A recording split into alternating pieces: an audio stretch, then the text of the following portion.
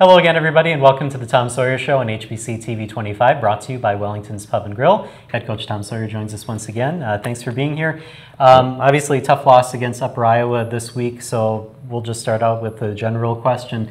You know, what happened? What were some of the things that contributed to the loss, and what did you learn from the loss? Well, those are a half hour each of those questions. Right. But the first thing is I really believe that you know, we didn't handle the trip very well. What I mean by that is I don't think we respected the opponent enough. They had like the second best passing offense in the league and one of the top 5 in the country. And you know, going to Fayette, Iowa is a tough trip. And they've generally played well at their place, and I think that we overlooked it a little bit. So I think that the mental side of the game, I don't think we prepared as well as we should have. I think you know, we're trying to patchwork a group of kids together. We're a little bit beat up, especially on the defensive side of the ball. A lot of kids didn't play, but you know, so we had some more mistakes than normal, and then it comes down to, you know, when you get opportunities in the game, you got to take advantage of it. And we had 5 points taken off the board. We made a long field goal, 40-plus yard field goal. That there was a flag on the play. We can't even find it what the flag was for, but we had to re-kick it, and he missed it.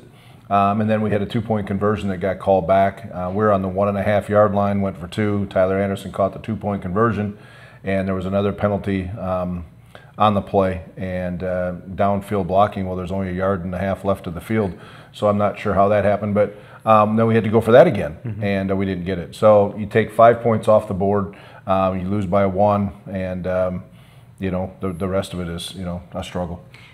Let's keep talking about penalties, because in that game there were a lot of penalties. Your side, their side, I think 21 total, 11 of them for the Warriors. Is there anything, obviously you talked about a couple that you don't know what they were, but is there anything that you can do to kind of cut down on the penalty flags? Well, yeah, I mean, some of it's how the game is being called, and this is always dicey with coaches talking about officials, because a lot of these guys are friends of mine.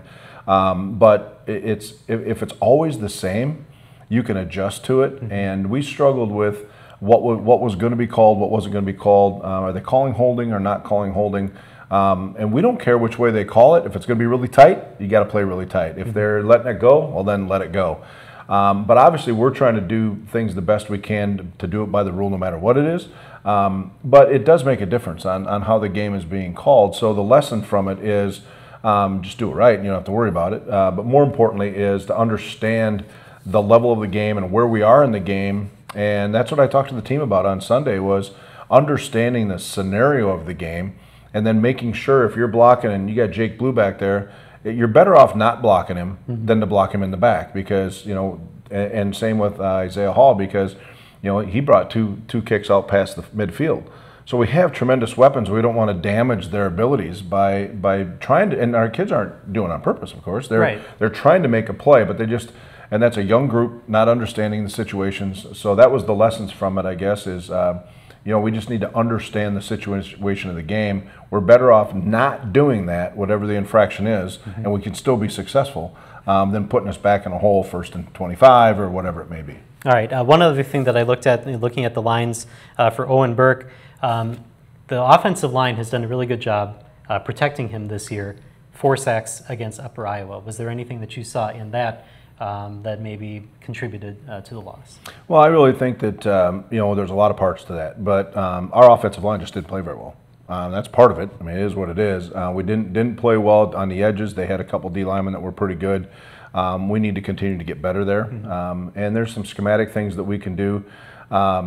You know, we can get our backs a little bit more involved, and we can talk to Sam about that a little bit. But you know, that's something that it was really just a one-on-one battle that we lost, and Owen's part of that too. I mean, he's got to make some adjustments and move the protections, and a couple times he didn't, so he's still a young quarterback when it comes to making adjustments. So all of that together added up to a frustration, and that frustration got us beat. One other thing that I looked at in the stats that kind of jumped out at me, Upper Iowa 5 of 5 on 4th down conversions. Can you talk a little bit about some of those situations? Yeah, you know, you look at the game from the defensive point of view, we really played pretty well. You know, we held them down in rushing again. We did a nice job against the run, but, you know, they're mostly a throwing team. But we get one of those and win the game. You think about that, because it kept drives alive that ended up putting points on the board.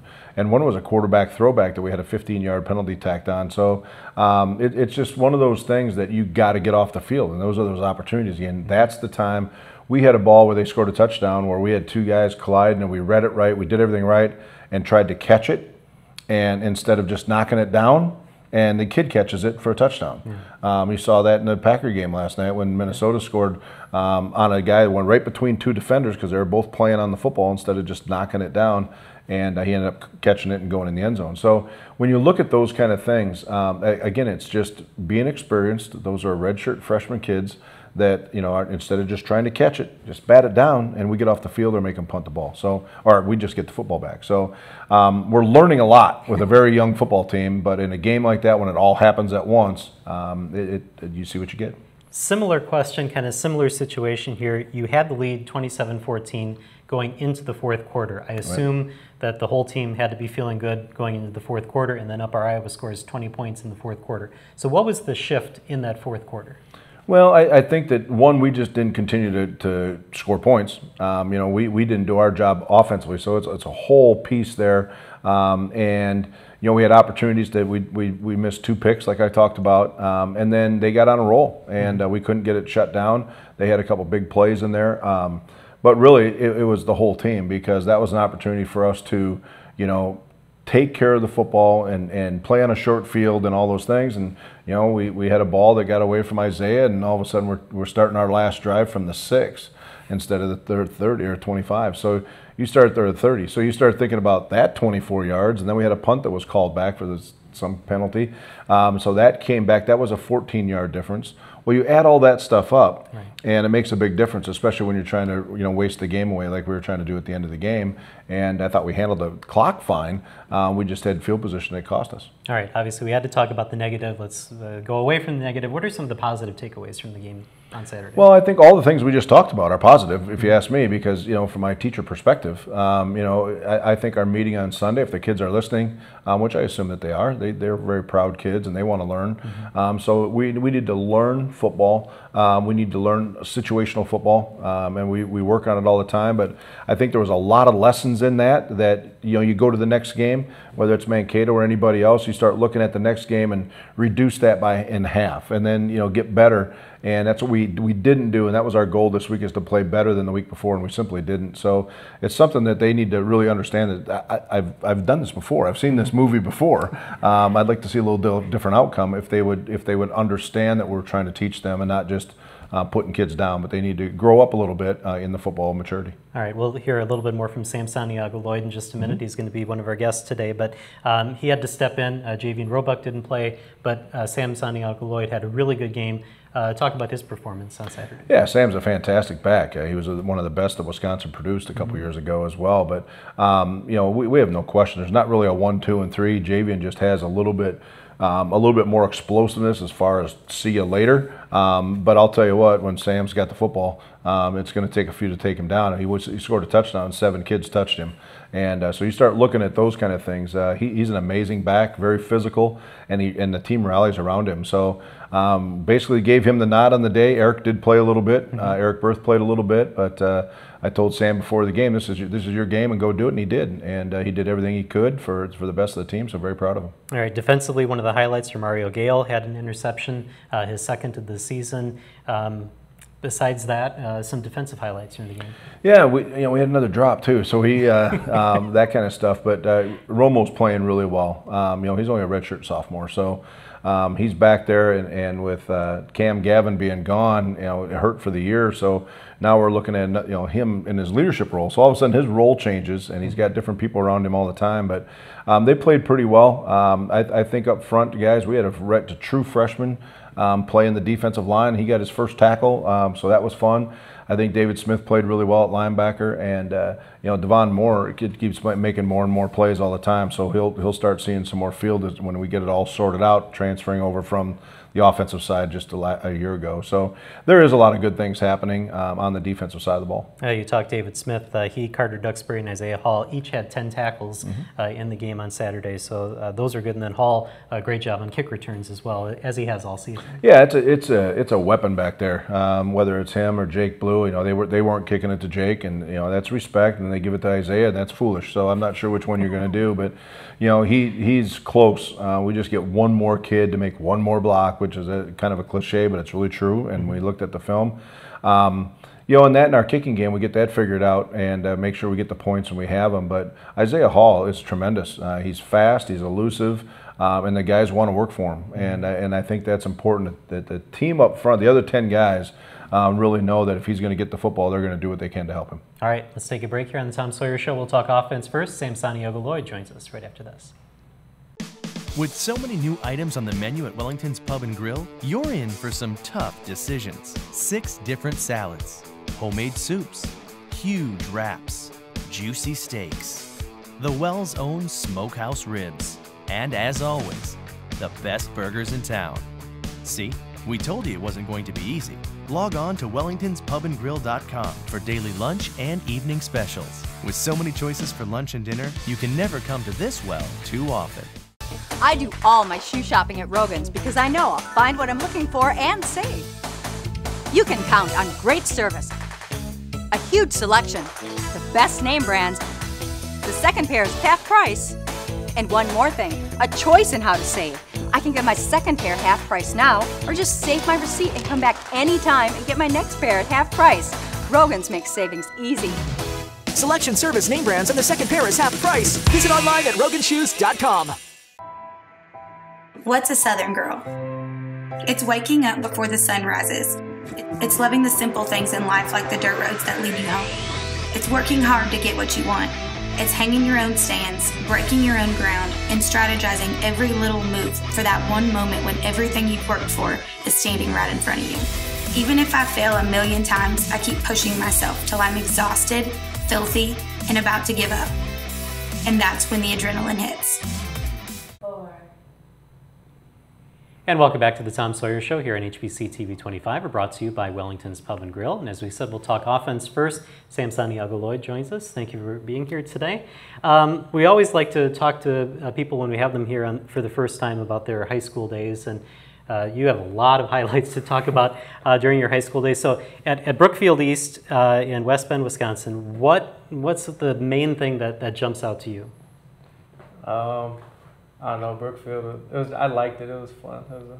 I was there pretty much all my life, so it was just easy adjusting. I made a lot of friends. It was friendly neighborhoods. You won a state championship, so maybe talk about that a little bit. That had to be a pretty big highlight for you. Yeah, senior year was a fun ride. I think during the regular season we lost 2 games, and then after that we just hit the playoffs and we had a nice little streak and ended up playing at Camp Randall and won a state title against Monona Grove. Yeah. All right, one more question before I get Coach Sawyer in here. But last December, the Wisconsin Sports Network put out a ranking of their top 15 players during their tenure of doing sports. You were number 11. J.J. Watt was number 15. When you saw that, what's something that goes through your mind seeing that? Well, yeah, my mom actually, she texted me the thing, and when I opened it, I was reading the list, and I was surprised. I was speechless. I didn't really understand it, but I was excited, I guess.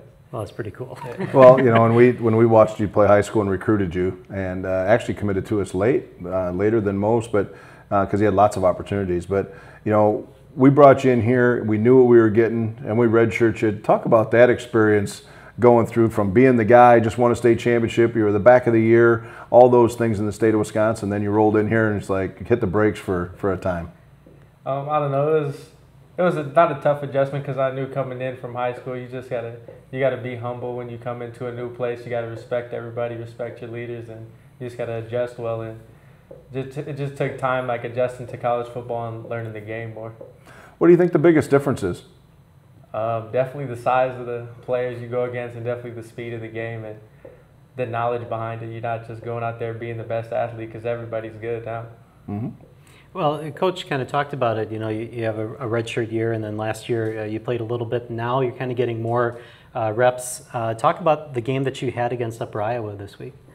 Upper Iowa, it was fun. It was physical, real physical. I knew going into it was going to be a physical game. I just knew I had to go out there and have the guys rally behind me, go out there, be physical, and just do my part on the team. Not try to do anything extra, just do my 1/11th really. All right, now Coach said that there was a play where I think you were touched like 7 times before you were finally brought down. Maybe walk us through that, and what are you thinking during that play? It was a PT play, and then I just brought it up the right side. It was a kick out block by the group, and then honestly I just saw a hole. The guy overran me, so I cut it back in left, and then I don't know, guys just tried to tackle me, and I was just focused on the end zone, so I just tunnel vision. All right. You know, Sam, we have a great group, and I've been lucky to be able to coach the running backs the last few years, and we have a pretty good room in there. But how important is it to have more than one guy in that running back room that can play, and how has that made you a better back?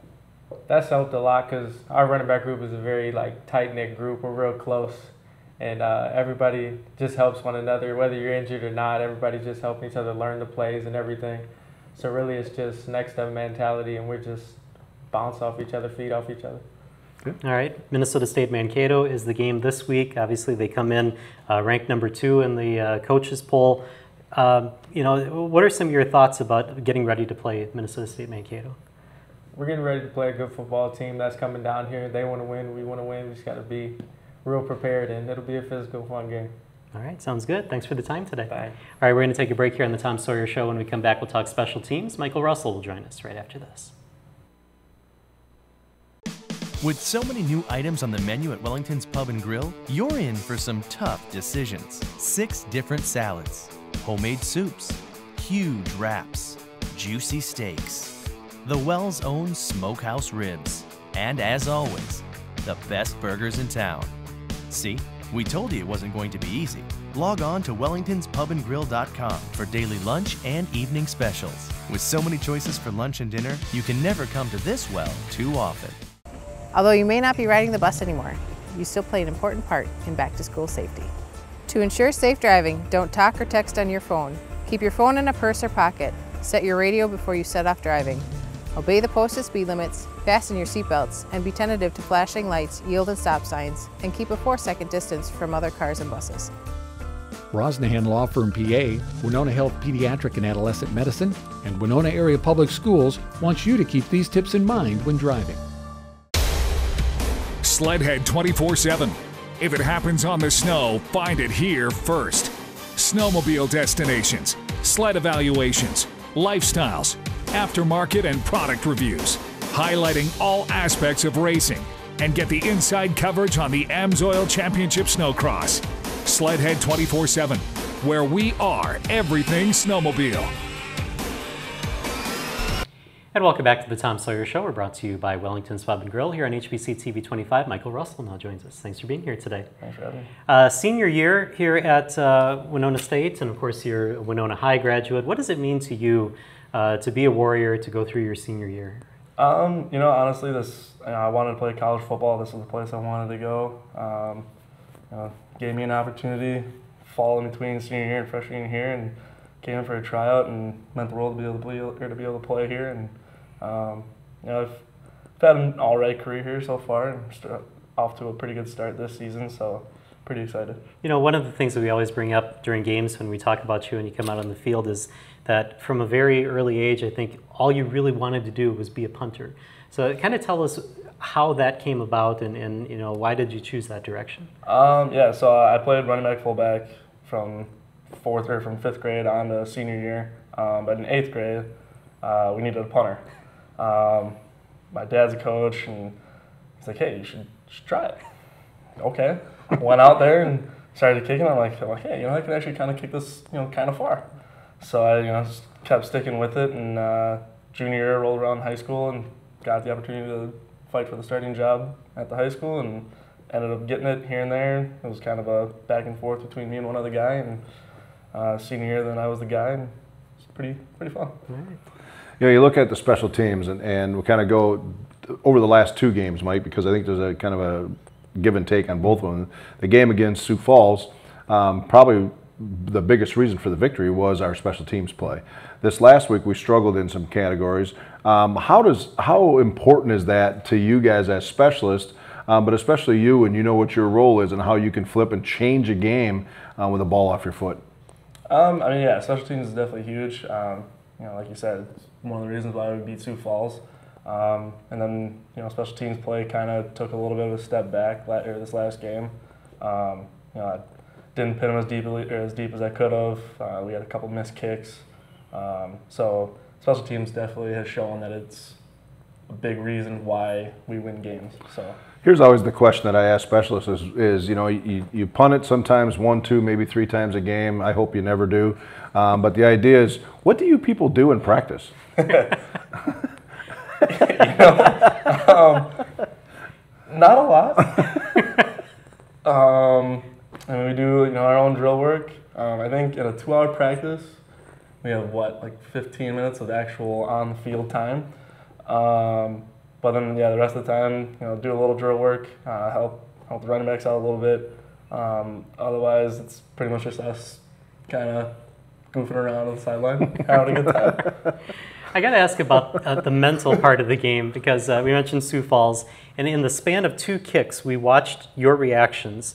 There was one punt that was just a little bit short, and then your punt right after that, I think, pinned Sioux Falls within the 5-yard line. And your emotions coming off the field after the short kick compared to the one pinning were just night and day. So how does that work throughout the game? How do you try to level off your emotions and not get too high, too low? You know, it's a lot about, you know, we work with Coach Sawyer with a lot of mental training. It's a lot of, you know, if you don't have, you know, a kick that's, you know, the greatest kick you had, you know, it's kind of a bad one. It's just flush it on the next one. You know, by doing that, you kind of really just keep your emotions in check. You know, that short one didn't really get to pin him like I could have. So I kind of, you know, at that point, I'm kind of feeling that, you know, I'm a little bit letting down the team. But then, you know, pinning them on the, you know, 1-2 yard line in a big game where it's, you know, it's a 1-point game. Now they got to drive the entire length of the field. I mean, that's, for me, I was, you know, at a high moment there. So yeah, your emotions can go way up, way down pretty quick, but it's all about just flushing it and on to the next one, because you never know when the next opportunity is coming. Mm-hmm. You know, another question I have talking about emotions. Last year, one time you had a little celebration issue. Do you want to explain to Justin what happened there and how'd that go with you and I? So I channeled my inner Pat McAfee. He had a little chip shot that he did at a celebration again, and pinned him on the 3-yard line. Perfect opportunity. Yeah.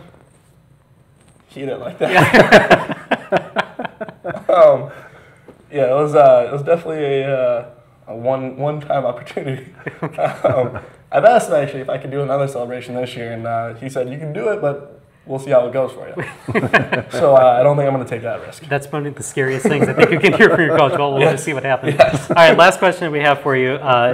You were on the cover of the program against Sioux Falls. Talk about your reaction to seeing that. You know, beginning or in preseason stuff, you know, we went down and did a photo shoot, and you know, we kind of saw like what the cover was going to kind of look like. It looked pretty cool, and then to actually see it was, you know, it was probably the coolest thing I've seen for game day programs for us. So yeah, it's pretty awesome seeing that. All right. Well, thank you for joining us here today, and good luck this week. Thank you very much. All right, we're going to take a break here on the Tom Sawyer Show, and when we come back, we'll talk about Minnesota State Mankato, this week's opponent, right after this. Stay up to date with Winona Area Public Schools by watching Making the Grade here on HBC TV 25, presented by Cost Cutters.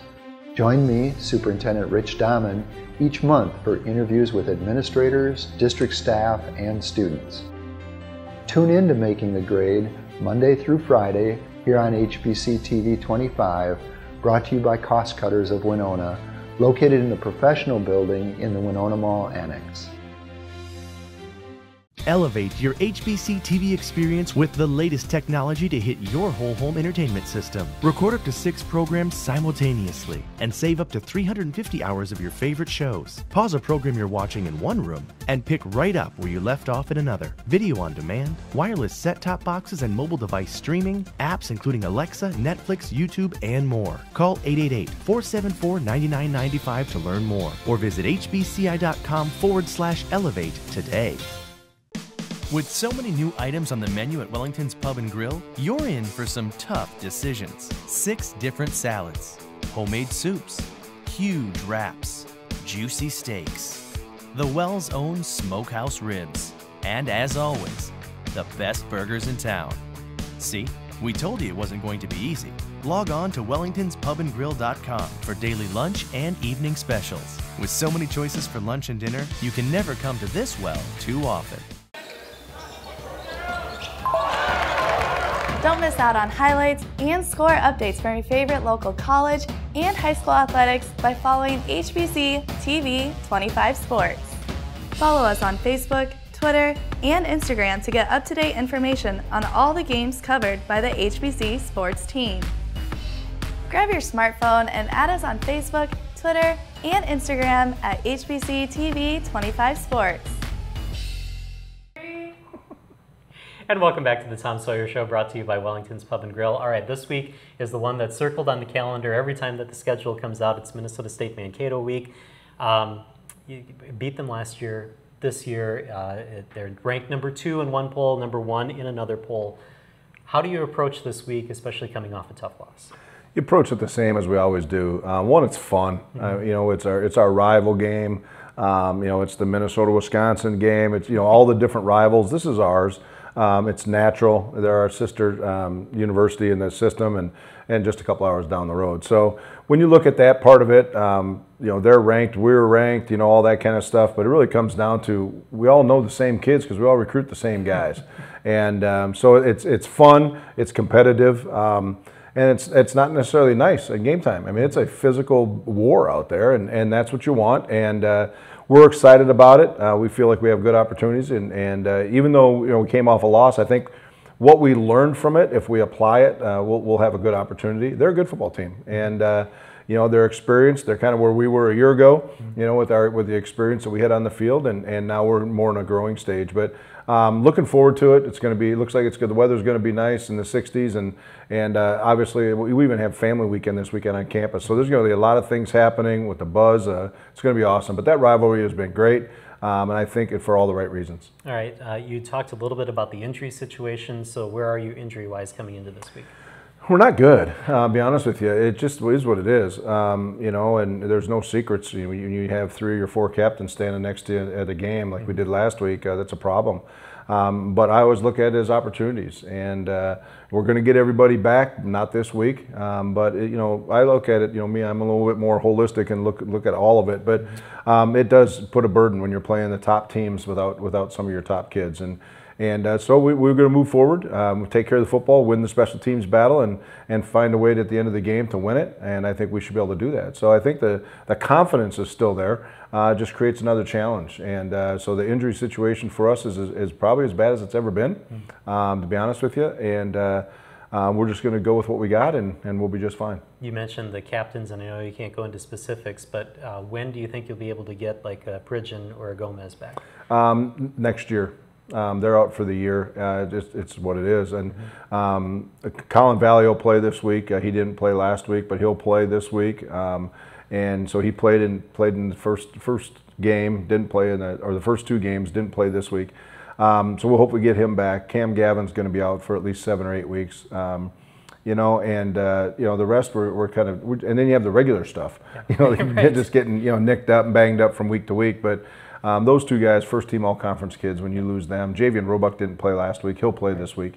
So him and Sam will carry the bulk of it. But, you know, it's next man up mentality. But at the same time, the next man up is different than the one that went down. And so we got to change some of the things we're doing to give them the best chance to be successful. And that's what we'll do. All right. Thank you for coming in. Good luck this week. Yep, thank you. Thank you for joining us here on the Tom Sawyer Show. We'll see you next week here on HBC TV 25.